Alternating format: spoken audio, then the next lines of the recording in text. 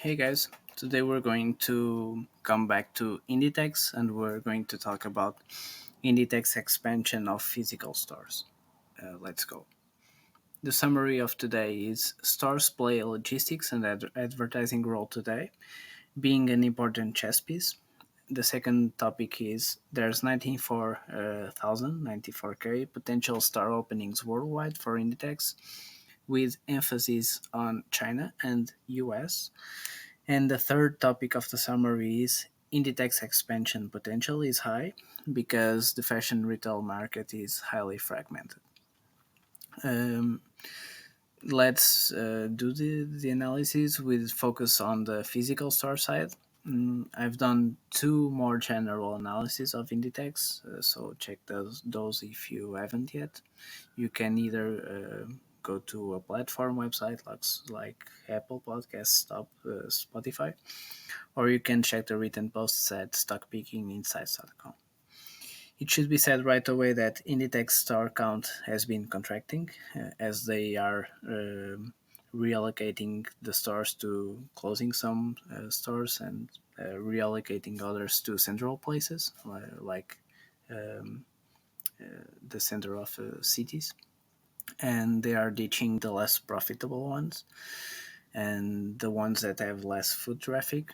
This is a part of the Inditex Store Optimization Program, and that program is approaching completion by now. It should also be said, and this is very important, that stores play several roles and are not going away anytime soon, in my opinion.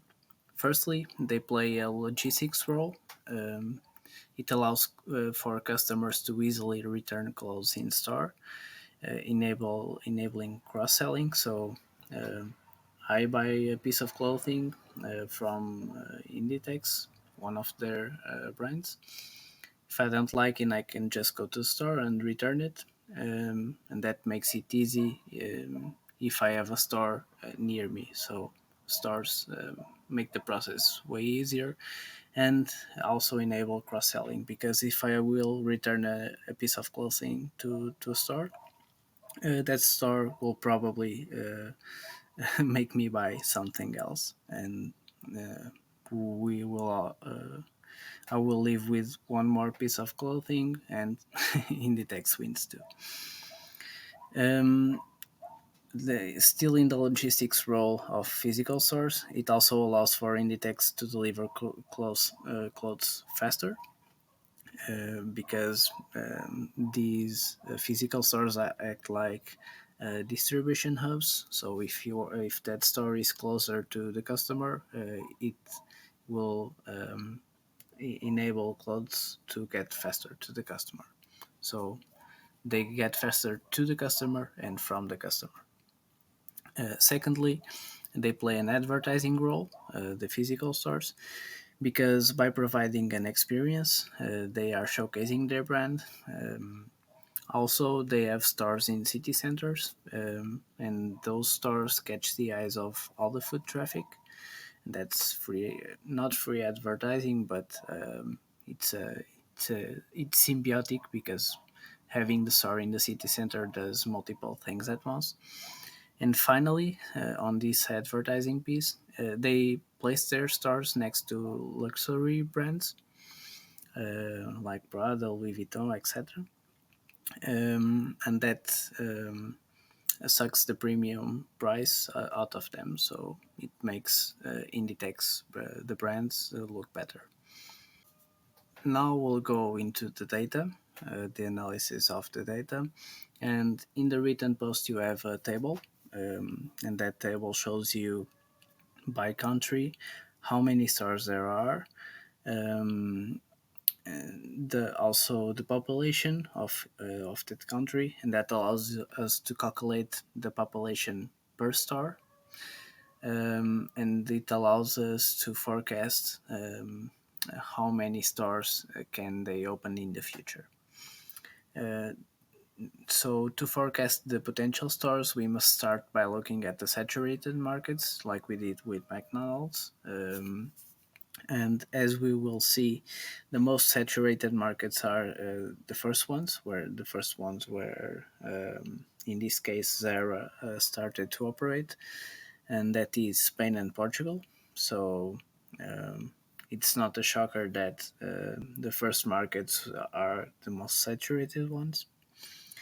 And if you take a look at those two, you will see that population per store is hovering around 30K. So one store is serving more or less 30K people. And that goes for Spain and Portugal.